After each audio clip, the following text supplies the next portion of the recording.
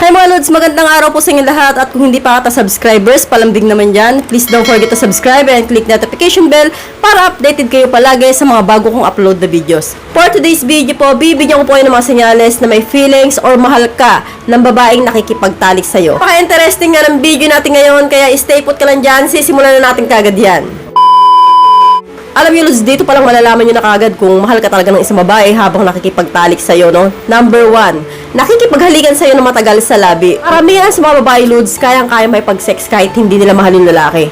Pero, kapag mahal ka ng isang babae, nagpapahalik sa'yo ng matagal sa labi habang nagyajarjeran kayo, no? Ito po ay isang senyales na kunwari, habang nagyajarjeran kayo, nag-ELP kayo. Yung talagang nakikipaglaban sa'yo ng halikan, yung talagang malalim halikan ninyo, tumatagal ng kalating oras, 20 minutes, mga tipong ganon, no? Kapag nagpapahalik po sa'yo ng matagal at nagpapaburat siya, no? Yung talagang parang nagpaparomansa, mahal ka niyang babae na yan. At proceed na nga po tayo sa senyales number 2. Isusubo niya ng bonggang-bongga ang sausage mo. Isa rin po ito sa mga signs na malalaman nyo kung talagang mahal ka ng isang babae. Talagang nag-e-effort na isusubo ng bonggang-bongga yung hotdog mo. Yung talagang wagas sumubo. Ang mga babae po kasi talaga, no, kapag ka may feelings po yan sa isang lalaki, gustong-gusto po namin talaga na sinasatisfy yung partner namin. Yung tipo na talagang kahit ang ipagawa mo sa amin, gagawin namin. Yung kunyari, isubo mo to.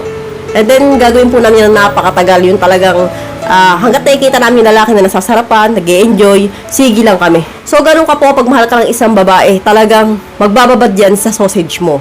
At kapag mahal ka talaga ng isang babae, yung tipo na kunwari, pinasok mo na yung junjun mo sa petchay niya, and then hinugot mo, and then ipapasubo mo ulit sa kanya, isusubo niya po yan. Yung talagang wala po siyang pakialam sa amoy, mabaho ba yan, anong lasa niyan, isusubo niya yan, kasi nga mahal ka niya. So, okay lang sa kanya matikman yung lasa ng bibingka niya, kasi nga, syempre, pag pinasok niya sa petchay, pag hinugot niya yan, may mga ganyan lalaki, di ba? Isusubo ulit, tapos pasok ulit.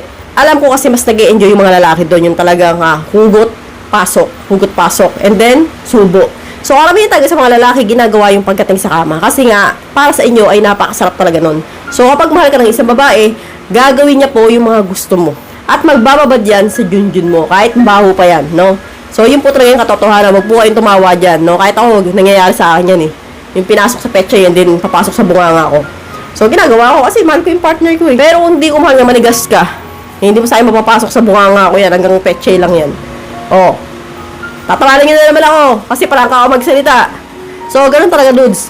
So, parang tayo dito kasi para mas maintindihan nyo yung mga paliwanag ko.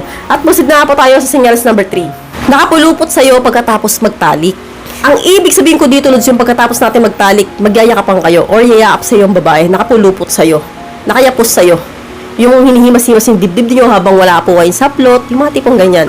Inaamoy-amoy yung kilikili mo, inaamoy-amoy yung balat mo, yung hininga mo. Gusto niyang damdamin yung init ng katawan mo. Ganun po yung babae kapag mahal ka. Pagkatapos yung magtalik, yayakap sa'yo ng bonggang-bongga yan, yayapusin ka yan.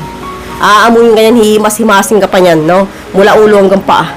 Tapos kapag mahal ka talaga ng isang babae, kapag kahit tulog ka na, no, nakapikit ka na, hahalikan ka yan, no? Hahalikan ka yan sa labi, maya-maya. Kapag ginagawa ng mga babae yun na kahit tulog na yung mahalin ng lalaki, no? Hinahalikan ka nila sa labi kasi para sa amin, sweet yun. Para sa amin, pagpapakita po namin yun ng pagmamahal. So, doon pa lang pinaparamdam namin sa lalaki na mahal namin sila. So, yan nga po yung 3 signs na mahal ka ng babae habang kayo ay nagtatalik. So, hanggang dito na lang po muli. Sana may natutunan po kayo sa video na ito. Maraming salamat and see you again to my next video. God bless. Bye-bye. Ingat!